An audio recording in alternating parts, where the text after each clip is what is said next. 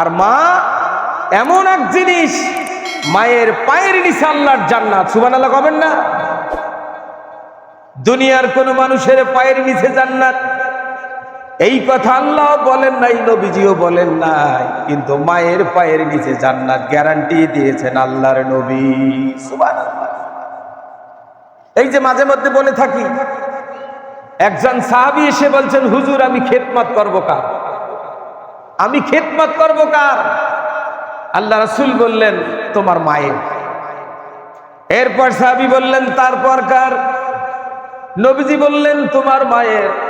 তারপর লোকটা বলল, হুজুর কার? আল্লাহর নবী বললেন, তোমার মায়ের। এরপর লোকটা বলল, হুজুর কার? আল্লাহর নবী বললেন, তোমার বাপের। সুবহানাল্লাহ। তিনবার মায়ের কথা বললেন, বাপের কথা একবার বললেন।